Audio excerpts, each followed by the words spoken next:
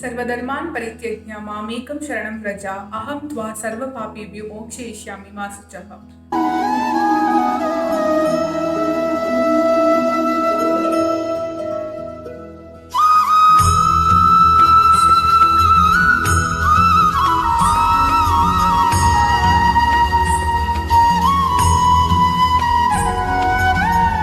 Hi everyone, welcome back to my channel. This is Amrita. Before we carry on with today's video, all of you please do subscribe to my channel and press the bell icon. We are doing the series of the stories in Mahabharata and we have seen until where Dhritarashtra, Pandu and Vidura was born. He was born in the process of niyoga between sage Vyasa and one of the maids of Ambika. Since he was not born of royal blood, he could not become the king. But he was given training under the guidance of Bhishma. He was taught everything and he was very much capable of becoming a king. The only reason he didn't, because there was no royal blood involved. Actually, Vidura is a reincarnation of Yamadharmaraja. You know, every time when Lord Vishnu decides to appear on the earth, take an incarnation to evolve the earth and bring about peace on earth, the other lords also take the human form, come to earth to help Lord Vishnu to succeed in his mission. But the cause of Vidura's birth was also due to a curse that was given by a sage called Mandavya. The sage Mandavya had a very brutal death by the kingdom in which he lived, because the king told him that he had given shelter to a group of thieves who was hiding in his ashram, and he was totally unaware of it because he was in deep meditation. So he was punished for a reason where he was not a culprit. When he was in meditation, the thieves had hidden in his ashram and he was totally unaware of it. Yet he suffered a very brutal death. After death, he asked Lord Yama as to why he had suffered such a bad death. To that, Yama replied telling that when he was a child, he used to prick the insects with sharp objects and derive happiness out of it. It sounded very absurd to Mandavya and he did not remember doing any such thing. So he was enraged, he was angry. So he gave a curse to Yamadharmaraja telling he would be born as a human being, fit to become a king in all possible ways, but he would not rule the kingdom. And that is what happened to Vidura.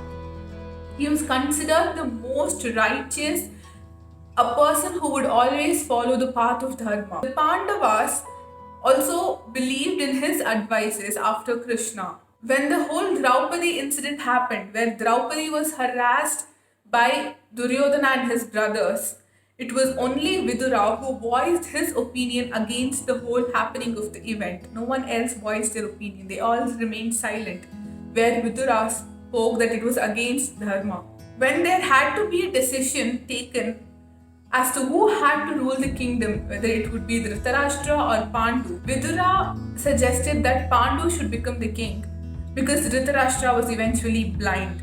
Of course, during that occasion, Dhritarashtra accepted it and accepted it happily, but there was something that was pricking inside his heart about Vidura that he disliked. Even when Krishna came to Hastinapur to talk on behalf of the Pandavas as their messenger to bring about peace instead of the great Mahabharata war, he chose to stay at Vidura's palace because he knew that if he stayed with Duryodhana, he would be bribed.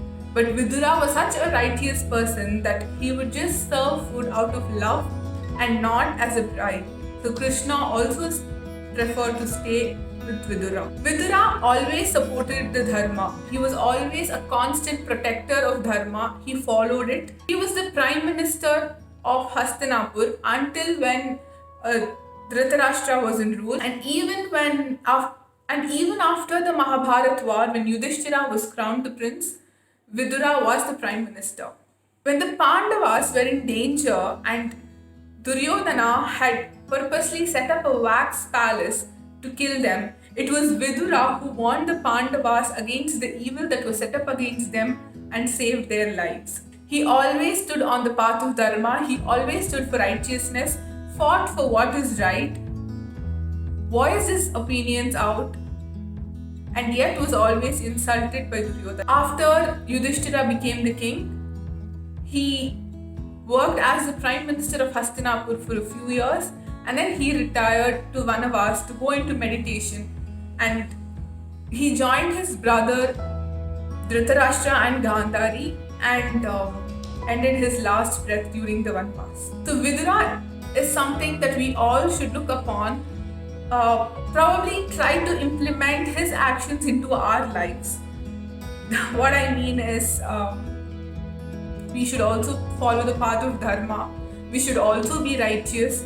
We should always do what is good, what is right, rather than what is good or what makes us happy. The path of righteousness is actually difficult. It might not give you happiness all the time.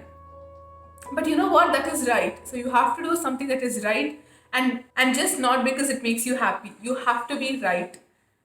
We can always try our level best to follow the path of righteousness, surrender to a person who is bigger than us, and to follow their path is probably the best thing that we can do. If we cannot create our own path, we can at least follow a person who's righteous. So I hope you found this video helpful, and if you do like it, then give it a big fat thumbs up, comment, and share it to all your friends. I will see you again next time. Until then, it's bye from Amrita. Be good, do good always. Thank you.